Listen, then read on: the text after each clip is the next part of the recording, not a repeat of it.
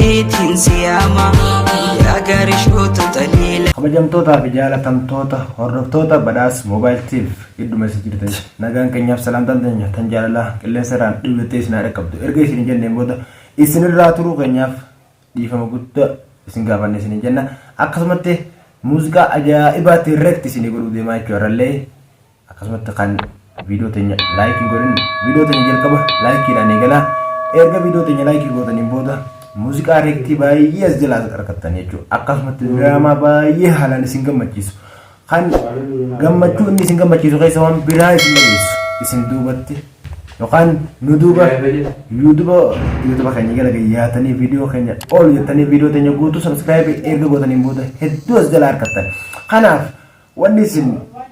jechuu barbaanne like video kana gootan booda subscribe erga gootan kan isin tuni beektan cigala yaatanii video baay'ee cigala argattan arrammoo video ajaa'ibaa difama sagaleelleen difa tokko naqabe mee reektii kan naa godhuu deemtu kamii kan jettaniif isin agarra kanin irraa reektii isiniif godhuu deemu Solon Leencoo fi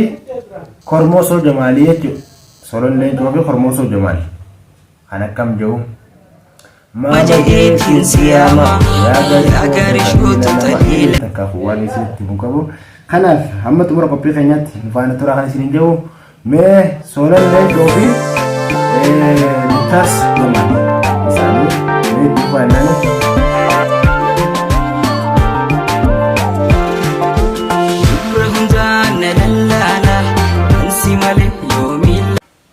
dubra hundaan na lallaala ansi malee yoomiin laala dubra hundaan na lallaala ansi malee yoomiin laala tajaalatu sanbaanaa jechuudha tajaalatu sanbaanaa dubra hundaan na lallaala ansi malee yoomiin laala takkitti yaaltu san malee tabiraa hin lallaalu jechuudha isinii galee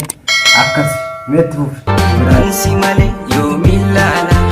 eegansi jaallee dhugaanii boontu si soobuna amanii. Egaan si jaalle dhugaani boontu sin soobuna amanii ergaan si jaalle dhugaani boontu sin soobuna amanii isi baane jechuudha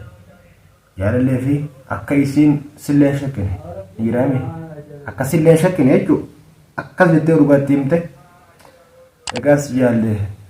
boontu sin soobuna amanii dhugaani itti ufee namuu sinnaa yeeyyaamanii maqaa keenyaaf moggaasanii yeroon si namuu sinna yeeyyaamanii maqaa keenyaaf moggaasanii namuu sinna yeeyyaamanii jechuudha maqaa keessiin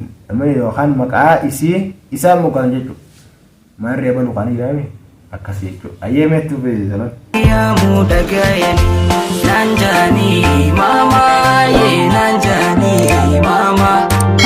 yeroon si yaamuu dhagayanii naan jaanii maamaa yee naan jaanii yeroo inni isii yaamu dhaganii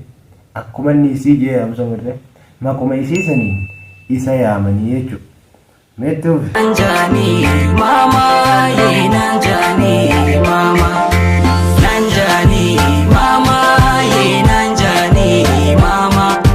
naan jaanii maamaa yee naan jaanii maamaa naan jaanii maamaa yee naan jaanii maqaa isiitii walii akkasii gaafa gabalee maqaa ta'uu dhabdee maqaa isiitii akkasii meenaa ayyeetti ufi naan jaanii maama jeetiin siyaama yaa gaarii shoota taliila nama bari nuti reeba inni dhuftee jirtu reeba eegala irratti akkas jaanii hin beekumoon waan ta'u bari nu fakkaatte maama jeetiin siyaama yaa gaarii shoota taliila nama itti ufi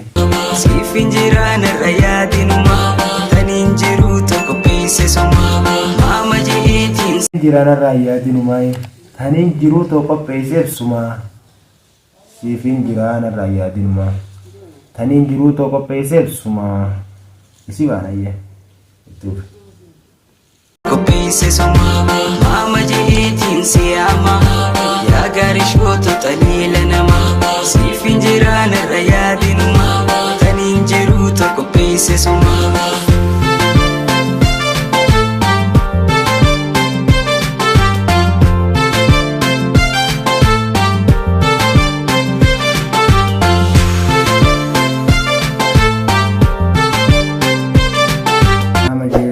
siyamaa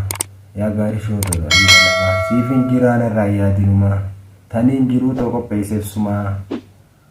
jaalallee yogguu faarsan akka isin gartee qalbiinillee kabiraan shakkine isinlee shakkine akkas faarsan isin jedhe laayikiin godha jechuun ma isinlee laayikii godhaaf sababa viidiyoo kanaa laayikii godhiifi isinlee dhaqii laayikii godhiifi jechuudha Afrikaa Entertainment jedha jechuun yuutuubni isaanii dhaqii laayikii godhiifi isin jaa